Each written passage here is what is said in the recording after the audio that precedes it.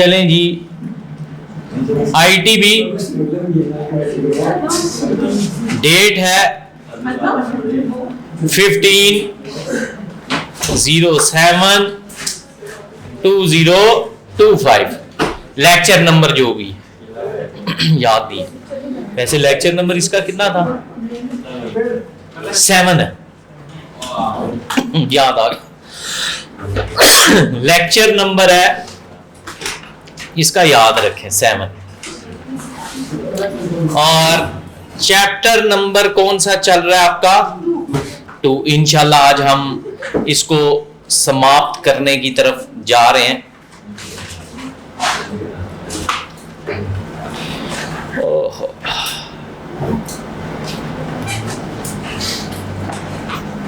थोड़ा सा और आराम से अगर बैठ जाएंगे ना तो जल्दी मुक जाएगा। कल हमने कहां तक किया था याद है? पार्टनरशिप एंड कर दिया था। आज हमने क्या करना है? कंपनी। आप जरा ध्यान से देखिएगा।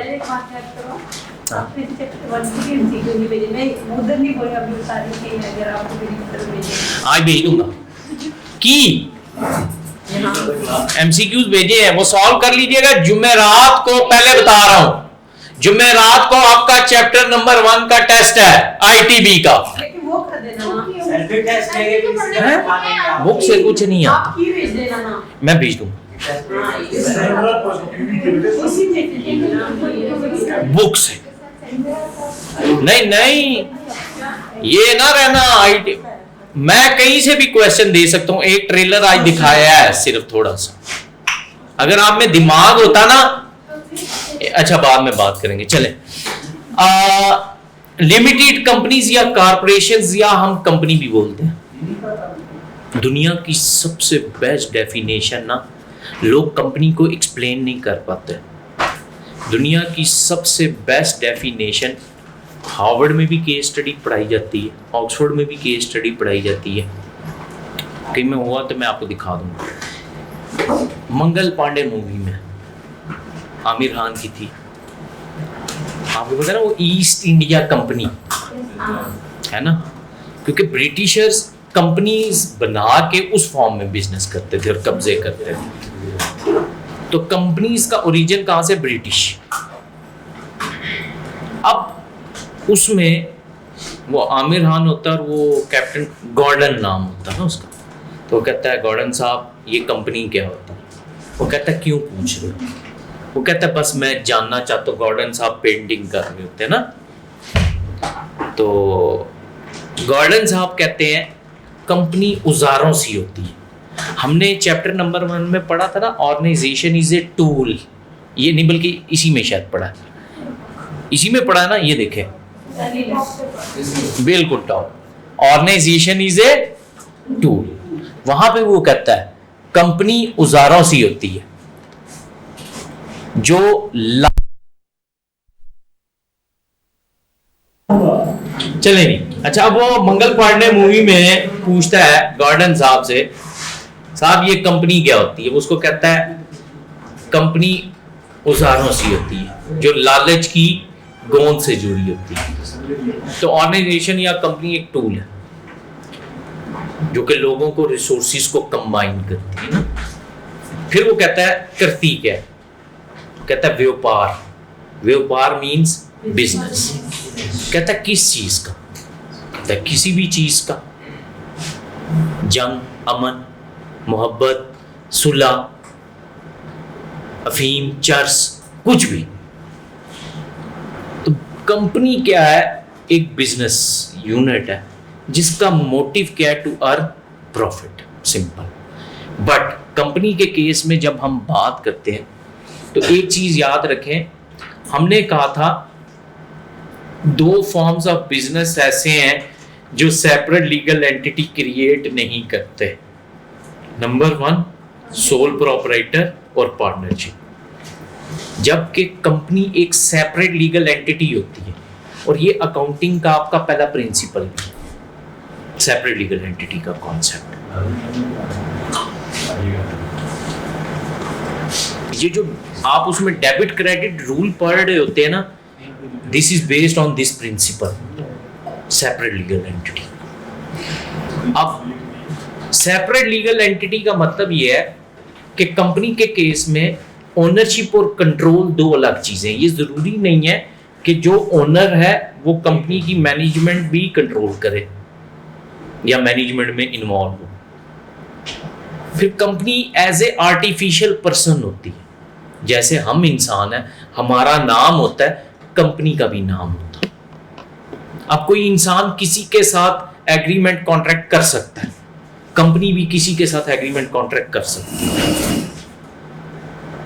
फिर हमारी कुछ ड्यूटीज रिस्पॉन्सिबिलिटी बनती है ना सोसाइटी की तरफ, इसी तरह कंपनी की भी कुछ ड्यूटीज बनती हैं टुवर्ड्स सोसाइटी। चैप्टर नंबर 1 में हमने देखा क्या सोसाइटी में री इन्वेस्ट करे, एम्प्लॉयमेंट प्रोवाइड करे, तो उसकी भी रिस्पॉन्सिबिलिटी। फिर हमारी कुछ राइट्स होते हैं कि नहीं होता, इसी तरह कंपनी के भी राइट्स हैं। हर चीज बिल्कुल जीते जाते हैं इंसान के पास भी कुछ पावर्स होती हैं, कंपनी के पास भी कुछ पावर्स होती हैं। कंपनी भी फ्रॉड करती है जैसे इंसान भी फ्रॉड करते हैं। जैसे इंसान फ्रॉड करेगा उसको आप कोर्ट ऑफ लॉ में ले जाएंगे, कंपनी भी अगर फ्रॉड करेगी तो हम उसे कोर्ट ऑफ लॉ में ले जाएंगे। क्लियर है बात? गुड। कंपनी के आप ओनर कैसे बन सकते हैं? बाय परचेजिंग देयर शेयर, और उसको हम शेयर होल्डर या स्टॉक होल्डर बोलते हैं। चैप्टर नंबर 1 में हमने कंप्लीट इसके बारे में बात की हुई है। क्लियर है जी? क्लियर? ओके। फिर कंपनी के केस में जो शेयर होल्डर्स होते हैं उनकी लायबिलिटी क्या होती है? लिमिटेड। अब लिमिटेड का मतलब क्या है कि अगर बिजनेस डिफॉल्ट कर जाता है, कंपनी डिफॉल्ट कर जाती है, डिफॉल्ट मींस पैसे लिए थे लोन, जब टाइम आया वापस करने का और मेरे पास पैसे ना हो, उसको सिचुएशन को बोलते हैं कर्ज चल। तो इस केस में उस शेयर होल्डर्स के पर्सनल एसेट्स नहीं बिकेंगे। एसेट्स किसके होंगे? वो तो कंपनी के नाम पे होंगे ना। ओनरशिप क्लेम उसके ऊपर शेयर होल्डर्स का है, बट एसेट हम किसके नाम पे परचेज करते हैं? कंपनी के नाम पे। तो वो बिकेंगे, ओनर्स के या शेयर होल्डर्स के पर्सनल एसेट्स नहीं बिकेंगे। और अगर वो ज्यादा से ज्यादा लॉस हुआ भी तो जो उनके पास शेयर्स हैं उसकी जो वैल्यू है वो खत्म होगी ना, पर्सनल एसेट्स नहीं बिकेंगे। क्लियर होगी बात? गुड हो गया। कंपनीज की दो टाइप्स हैं आपके पास। नंबर 1 आप बात करें तो कौन सी? Number 1 private limited company and number 2 public limited company. ये मैं प्राइवेट सेक्टर कंपनी या पब्लिक सेक्टर कंपनी नहीं कह रहा, private limited and public limited कह रहा हूं। अच्छा, अब ये जो लिमिटेड का वर्ड है ये क्यों यूज हो रहा है? यहां से पता चल रहा है इस कंपनी में जो शेयर होल्डर्स हैं उनकी लायबिलिटी क्या है? लिमिटेड है। अनलिमिटेड भी होती है, उनको कंपनीज लिमिटेड बाय गारंटी कहते हैं, जिसमें शेयर होल्डर्स ने ये गारंटी दी होती है कि अगर खुदा ना खास्ता कोई लॉस होता है या कुछ भी होगा तो हमारे पर्सनल एसेट्स बेच के आप उसके करें। बट जब कंपनी के साथ लिमिटेड का वर्ड आ गया, इसका मतलब इसमें जितने भी शेयर होल्डर्स हैं सबकी लायबिलिटी क्या है? लिमिटेड। पर्सनल एसेट्स नहीं बेच सकते।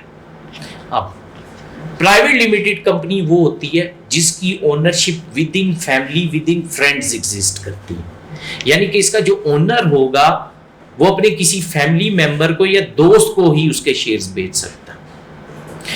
पब्लिक के पास इसकी ओनरशिप अवेलेबल नहीं हो, मेरे जैसे आपके जैसे लोगों के पास नहीं होगा। उसके बाद दूसरी है public limited company. Public limited company वो होती है जिसमें शेयर्स या ओनरशिप जनरल पब्लिक को भी ऑफर की जाती है। मेरे जैसे आपके जैसे आम लोग भी इस शेयर्स परचेज करके शेयर होल्डर बन सकते हैं। प्राइवेट में क्या है? With in family, with in friends. Public में क्या है? ओवरऑल पूरा मुल्क कोई भी ले सकता है। क्लियर? अब आईपीओ, इनिशियल पब्लिक ऑफरिंग। अब याद रखिएगा यहाँ दो तरह की मार्केट्स होती हैं, एक को प्राइमरी मार्केट बोलते हैं, एक को सेकेंडरी मार्केट बोलते हैं। जब भी कोई भी कंपनी पहली दफा न्यू शेयर इशू करेगी, पहली दफा का मतलब ये नहीं कंपनी बनी तो वो उसके बाद जो मतलब जब भी न्यू शेयर इशू करना होगा तो वो किसके प्रोसेस के थ्रू करेगी? IPO, initial public offering. मतलब कंपनी ऑफर किसको शेयर करेगी? पब्लिक को। पब्लिक डायरेक्टली किससे शेयर परचेज करेगी? कंपनी से। क्लियर होगी बात? ये प्राइमरी मार्केट है। अब जैसे मैंने कल भी आपको बताया था, फॉर एग्जांपल जुलेहा के पापा किसी कंपनी में शेयर होल्डर थे। अब जुलेहा की शादी तय पाई, तो उस केस में इसके अबू ने डिसाइड किया इसको मैं जहेज के तौर पे रुखसती के बाद इतने शेयर्स साथ दे दूंगा। अब जुलेहा ले गई शेयर्स। जुलेहा ने बाद में कहा अब मैं ये शेयर्स बेच लेती हूँ, हनीमून पे जाऊंगी या कुछ भी, ठीक है। जुलेहा वो शेयर्स बेचने के लिए कंपनी के पास नहीं जाएगी, कहां जाएगी?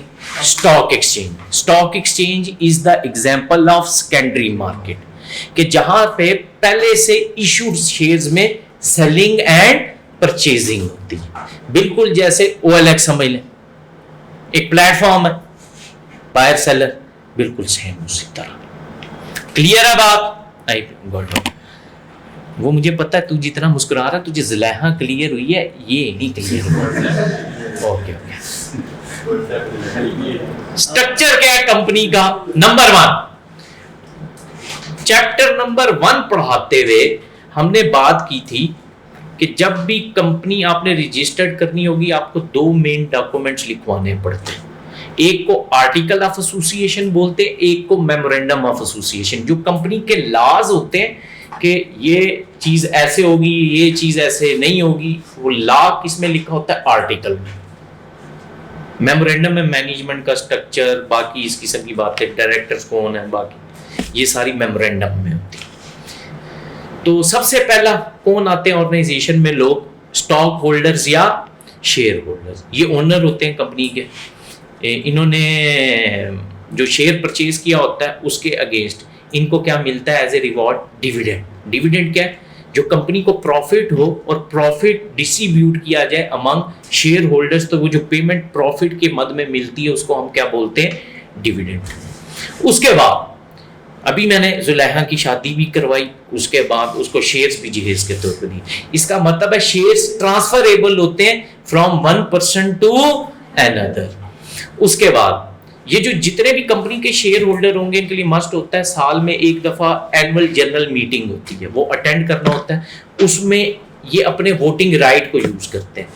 हर शेयर के अगेंस्ट एक वोटिंग राइट होता है, किसको डायरेक्टर बनाना है, कौन मेजर डिसीजंस लेने होते हैं उसके लिए। जैसे नेशनल असेंबली के अंदर कोई चीज आपने अप्रूव करवानी होती है तो वोटिंग होती है ना, सेम इसी तरह एनुअल जनरल मीटिंग में भी वोटिंग होती है और शेयर होल्डर्स अपना वोटिंग राइट यूज करते हैं। एक शेयर के अगेंस्ट एक वोटिंग राइट होगा। क्लियर है? उसके बाद BOD, बोर्ड ऑफ डायरेक्टर्स। अब शेयर होल्डर तो कोई भी कॉमन लेमैन भी हो सकता है, कोई जिम्मेदार हो सकता है, कोई डाकू हो सकता है, जिसको बिजनेस की नो हाउ नहीं है। बिजनेस को चलाने के लिए शेयर होल्डर्स किसको अपॉइंट करते हैं? बोर्ड ऑफ डायरेक्टर्स को। ये कंपनी की ओवरऑल मैनेजमेंट हैंडल करते हैं, बाकी सब। अब यहाँ पे ना कुछ बातें हैं MCQs पर्सपेक्टिव में बड़े इंपॉर्टेंट है। स्मॉल कंपनी के केस में एटलीस्ट कितने डायरेक्टर्स होने चाहिए? 3। मीडियम साइज में 10, लार्ज में 15। ये याद रखिएगा MCQs के लिए। फिर इसके बाद हमने चैप्टर नंबर 1 में पढ़ा था बोर्ड के ऊपर 2 टाइप के डायरेक्टर्स होते हैं। कौन कौन से? Executive directors and number 2 is non executive director. और हमने कहा था एग्जीक्यूटिव डायरेक्टर्स पे नजर रखने के लिए किनको अपॉइंट किया जाता है? Non executive directors. अब इसका मतलब अगर 3 डायरेक्टर है स्मॉल कंपनी के केस में तो लॉ कहता है, कॉर्पोरेट गवर्नेंस कोड कहती है कि एटलीस्ट एक नॉन एग्जीक्यूटिव और 2 एग्जीक्यूटिव डायरेक्टर। ये मीडियम के केस में 10 में से 7 एग्जीक्यूटिव, 3 लार्ज स्केल में 10 एग्जीक्यूटिव तो 5 यूं। अब ये एटलीस्ट का वर्ड यूज करते हैं ना कि कम से कम। अब कोई कंपनी अगर अफोर्ड कर सकती है ज्यादा रख ले, इसमें तो कोई वो नहीं। क्लियर है वहां? फिर management, not management, management company की। ये सबसे पहले जब बोर्ड इलेक्ट हो जाता है तो सबसे पहले वो किसको लेके आते हैं, किसको लाएंगे, सीईओ। सीईओ को कौन सिलेक्ट करेगा, अपॉइंट करेगा, बोर्ड। फिर सीईओ बाकी सीएफओ वगैरह बाकी मैनेजमेंट के लोअर एम्प्लॉयज लाएंगे। क्लियर होगी बात, गुड होगा। एडवांटेजेस क्या है कंपनी के, नंबर 1 कॉम्बिनेशन ऑफ रिसोर्सेज। हमने सोल प्रोपराइटर में ये डिसएडवांटेज था, पार्टनरशिप में भी पढ़ा था कंबाइंड होंगे, वहां एडवांटेज था, यहां पे भी एडवांटेज है। थाउजेंड्स ऑफ शेयर होल्डर्स होते तो सबने अपना फाइनेंस इकट्ठा किया होता है, कंबाइन किया होता है कि नहीं। दूसरा इकोनॉमीज ऑफ स्केल। अब इधर सुनिएगा, इकोनॉमीज ऑफ स्केल बेसिकली ये इकोनॉमिक टर्म है, और इकोनॉमीज ऑफ स्केल का मतलब होता है how to minimize per unit cost या how to minimize average cost. Average cost को क्या बोलते हैं, पर यूनिट कॉस्ट, एक यूनिट के ऊपर कितनी एक्सपेंस इनकर हुआ। अब कैसे करेंगे कॉस्ट का, अकाउंटिंग में जब आप कॉस्ट एस्टिमेट करते हैं, कॉस्ट के 3 एलिमेंट्स होते हैं, मटेरियल, लेबर, ओवरहेड्स। ओवरहेड्स का मतलब एक्सपेंसेस। अब मैं इन तीनों में से या मटेरियल की कॉस्ट को कम कर लो, या लेबर की कॉस्ट को कम कर लो, या एक्सपेंसेस को कम कर लो। तो अब देखें, अगर कंपनी बड़ी है उसके नंबर ऑफ कस्टमर्स भी तो ज्यादा होंगे। जब कस्टमर ज्यादा होंगे तो प्रोडक्शन वो क्या करते होंगे, बल्क में, और बल्क में प्रोडक्शन के लिए उनको मटेरियल भी क्या चाहिए होगा, बल्क में। तो जब आप बल्क बाय करते हैं मटेरियल तो आपको सप्लायर डिस्काउंट देता है कि नहीं, जाहिर बात है, चीजें बल्क में बाय करें तो आपको डिस्काउंट मिलता है। तो उसकी वजह से जो मटेरियल की कॉस्ट होती है वो क्या हो जाती है, कम। तो जब आप प्रोडक्शन करेंगे तो आपकी जो पर यूनिट कॉस्ट होगी वो क्या हो जाएगी, कम। इसको बोलते हैं इकोनॉमीज ऑफ स्केल। उसके बाद लिमिटेड लायबिलिटी है, अभी हमने डिस्कस कर ली। अगर कोई लॉस होता है, डिफॉल्ट करती है कंपनी, डिसॉल्व होने लगती है और लॉस है या लायबिलिटी है, तो ओनर के पर्सनल एसेट्स नहीं बिकेंगे, कंपनी के। क्लियर। उसके बाद ईज ऑफ ट्रांसफरिंग ओनरशिप है ना, अभी हमने फुल डिटेल में डिस्कस कर लिया। अनलिमिटेड लाइफ है, ये आता है एमसीक्यूज, इसके साथ आगे लिख के रखें perpetual life, PERPETUAL, perpetual life. इसका मतलब क्या है, कंपनी गोइंग कंसर्न होती है, कोई अगर मर भी जाए या छोड़ जाए कंपनी बंद नहीं होगी, कंपनी चलती रहेगी।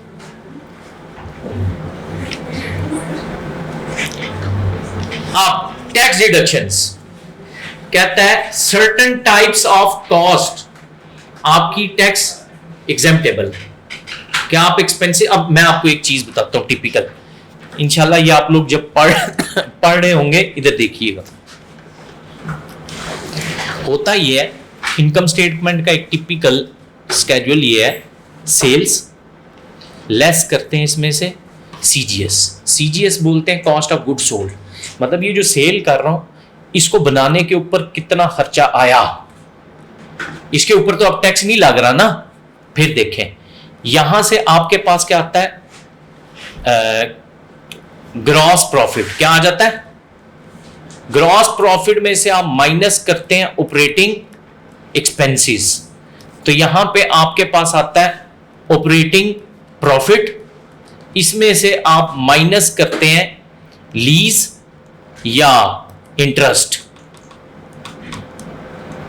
यहां पे आता है आपके पास प्रॉफिट बिफोर टैक्स, और फिर जाके यहां पे आप टैक्स कैलकुलेट करते हैं, और यहां पे आपके पास क्या आता है, प्रॉफिट आफ्टर टैक्स, ये बनती है। अब इसका मतलब है, देखें लीज पे मैंने टैक्स नहीं पे किया, इंटरेस्ट पे मैंने टैक्स पे नहीं किया, ऑपरेटिंग एक्सपेंसेस पे मैंने टैक्स पे नहीं किया, सीजीएस पे मैंने टैक्स पे नहीं किया, तो ये कम अलाउ है। आगे चलते हैं। उसके बाद availability to attract financing. Yes, company को कौन नहीं लोन देना चाहता, हर बैंक देना चाहेगा, हर कोई, उनको पता है ट्रस्ट है, रजिस्टर्ड है, बाकी सारे को भागेंगे नहीं, तो आसानी से लोन मिल जाते हैं। ठीक है, फिर शेयर्स इशू कर सकते हैं, वहां से भी पैसे आ जाएंगे। आगे चलेंगे।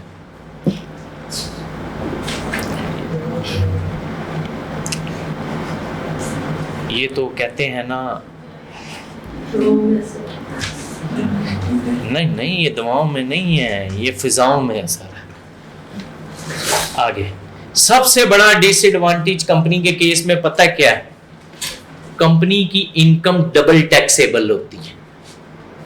आप देखें, एक दफा आपने ये टैक्स पे किया, अब ये जो प्रॉफिट आफ्टर टैक्स आ गया, फिर ये अब आपने डिस्ट्रीब्यूट करना है among share holders in the form of dividend. और जब पहला टैक्स ये आपके पास आ गया, दूसरा जब आप शेयर होल्डर्स को डिविडेंड डिस्ट्रीब्यूट करेंगे दूसरी दफा टैक्स, वो जो डिविडेंड पे करेंगे उसके ऊपर भी टैक्स लगेगा। तो कंपनी के केस में इनकम क्या होती है? Double taxable. उसके बाद आगे बात करते हैं, यस इसकी कॉस्ट और कंप्लेक्सिटी ऑफ फॉर्मेशन हाई है। सोल प्रोपराइटर और पार्टनरशिप में एडवांटेज था, यहां क्या है?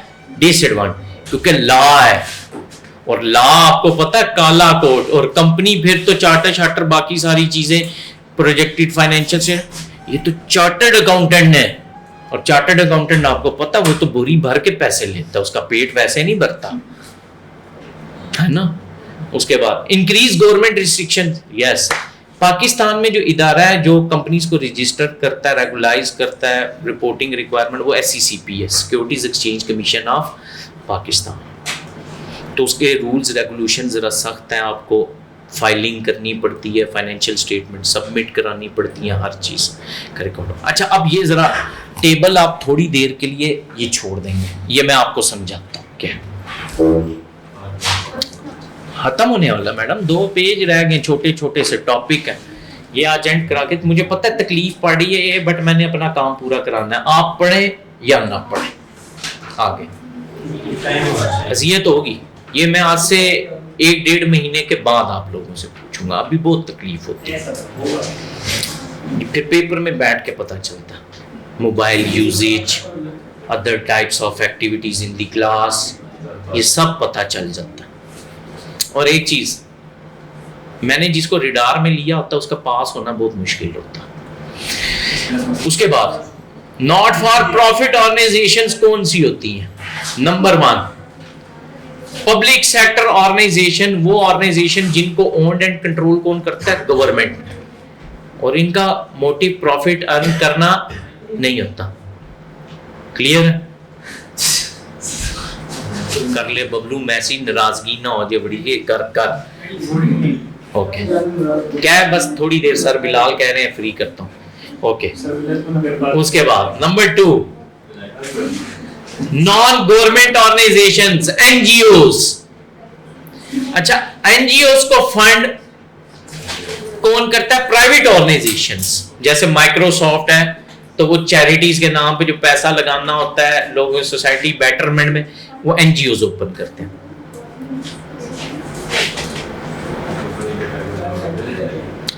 अच्छा तो दफा करें क्लब्स एंड सोसाइटी। बबलू ये वो क्लब नहीं, वो पब होता है उस्ताद जी, ये गोल्फ क्लब टेनिस क्लब की बात होती है, ठीक है ना। क्लब्स एंड सोसाइटीज कौन मेंबरशिप के थ्रू चलती हैं, मेंबरशिप से जो पैसा आता है उसी से खर्चे किए जाते हैं। अच्छा जो जब ये आप अकाउंटिंग पढ़ रहे हैं ना, इसको accounting for non for profit organisations accounting बोलते हैं, ये बिल्कुल अलग होती है, ट्रेडिशनल अकाउंटिंग से हट के होती है, आप पढ़ेंगे इंशाल्लाह। और इसमें सिर्फ और सिर्फ एक अकाउंट बनता है, ना इनकम स्टेटमेंट, ना जर्नल, ना लेजर, ना ट्रायल बैलेंस, बुक का प्राइम एंट्री, ये अलग कॉन्सेप्ट है ही नहीं। इसमें सिर्फ और सिर्फ एक ही बुक बनती है, उसको बोलते हैं इनकम एंड एक्सपेंडिचर अकाउंट। क्या, कहां कहां से पैसा आया, कहां कहां लगाया है। अगर इसमें 2 केसेस होंगे, इनकम ज्यादा expense come, this situation is called surplus. Income come expenses ज्यादा, दिस इज कॉल्ड डेफिसिट, लिखा हुआ है साफ यहां पे, ठीक है। आगे चलते हैं कोऑपरेटिव्स। कोऑपरेटिव्स क्या होती हैं? एसोसिएशन ऑफ पर्सन, मतलब ऐसी ऑर्गेनाइजेशन जिनको मिलके लोग एक साथ इकट्ठे बना लेते हैं अपने म्यूचुअल बेनिफिट के लिए, और इनको डेमोक्रेटिकली ओन्ड एंड कंट्रोल कौन करते हैं? इसके मेंबर्स करते हैं। जैसे फॉर एग्जांपल एक पिंड है, वहां पे चौधरियों को आखिरत याद आ गई कि मरना है, उन्होंने जमीन कंबाइन करके एक कोऑपरेटिव हाउसिंग सोसाइटी बना दी। अब वो प्लॉट उतने पे बेचते हैं जितनी उसकी कॉस्ट है, मलक रियाज की तरह, बैरियर टाउन की तरह प्रॉफिट पे नहीं। अक्षय कुमार कोऑपरेटिव बैंक भी है, फिल्म इंडस्ट्री के लोगों का, काजल का भी अकाउंट आता है। ओके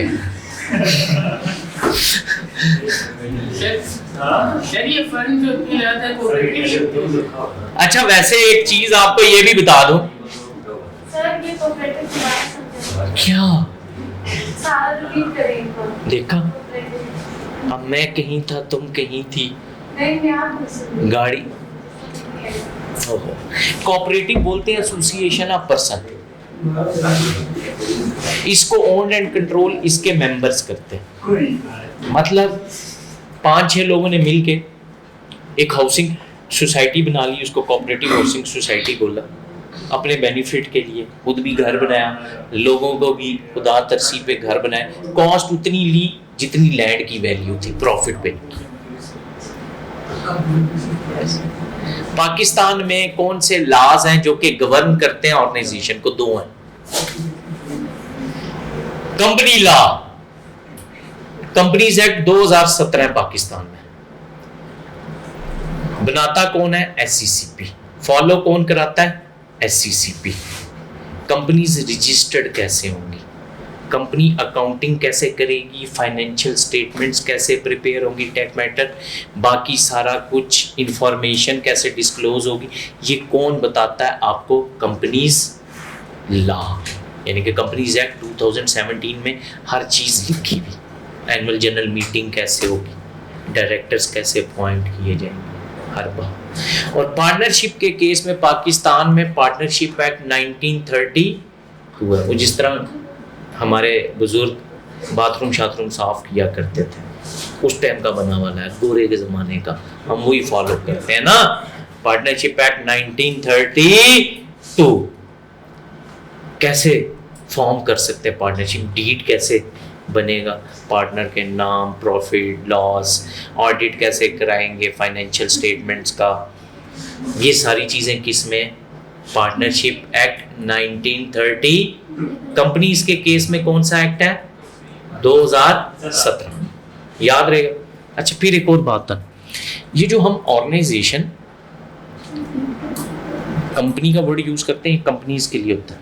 अच्छा, पार्टनरशिप बेस अगर हो ना, उसके लिए याद रखें जहाँ पे फर्म का वर्ड यूज होता है ना, वो बेसिकली पार्टनरशिप बेस होती है। ये भी फर्क होता है टर्मिनोलॉजीज में। वैसे हम इकोनॉमिक्स में फर्म को ऑर्गेनाइजेशन भी बोलते हैं, बिजनेस भी बोलते, कुछ भी बोल देते हैं। वैसे फर्म का वर्ड टिपिकली किसके लिए यूज हो रहा होता है? पार्टनरशिप के लिए। अब ये है आखिरी आपकी बात, ये आप पढ़ चुके हैं, इसलिए घबराना ना। इधर देखें जरा, ये आपके पास है टेबल, अब मैं आपको बताने जा रहा हूं, अभी बताऊंगा। जब हम रिवीजन में जाएंगे ना, तो इस चैप्टर में से ऊपर में से ऑलमोस्ट 80% आपका कट जाएगा पेपर में आते ही। आता क्या है, ये जो एडवांटेज डिसएडवांटेज है हेडिंग से टेस्ट करता है। Which of the following is the advantage of sole proprietorship, आप पिक करते हैं ये 2, और वो किस में से आते हैं? हेडिंग्स में से। अंदर से कख भी नहीं आया, वो हमारी मजबूरी होती है ना, क्योंकि यहाँ बड़ी बड़ी हवातीन, इनके लेवल्स और वो मर्तबे बहुत, कल को कोई कह दे ये तो पढ़ाया ही नहीं था, होता है ना ये। क्यों? मैं आपको एक बात क्लियर बता दूं, मैंने कभी भी स्टूडेंट से ये एक्सपेक्ट नहीं किया क्या कि स्टूडेंट माने टीचर को, नो। क्योंकि मैं पहले दिन से एक नारा लगाता हूं, पास स्टूडेंट खुद होता है, फेल टीचर कराता है। है ना, हमें टीचर क्या करता। तो मैं इसलिए उस खुशफहमी में बाकी लोगों की तरह मुब्तला हूं ही नहीं, मैं बहुत बड़ा टीचर, देखो ये हो गया वो। जो अपने माँ बाप के नहीं होते वो टीचर के क्या होंगे भाईजान आजकल। तो रियलिटी यही है। तो ये जो एडवांटेज है, अब देखें सोल प्रोप्राइटर में आपने पहला एडवांटेज क्या पढ़ा था, ये देखिएगा। अब ये टेबल आपको समझाने लगा। पहला क्या थी हेडिंग,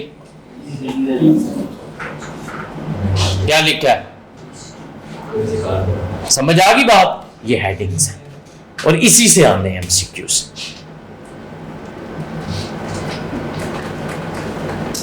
शबनम आइए, ओके क्लियर है जी? अभी नहीं, अभी आप सारा पढ़ें अपना, ये मैं आपको रिवीजन में बताऊंगा क्या काटना है क्या नहीं। बहरहाल ये आपको समझा दिया ये क्या, ठीक है जी। इंजॉय करें अपने अपने खर्चे पे, आजू बाजू वाले पे नजर ना रखें। एंजॉय।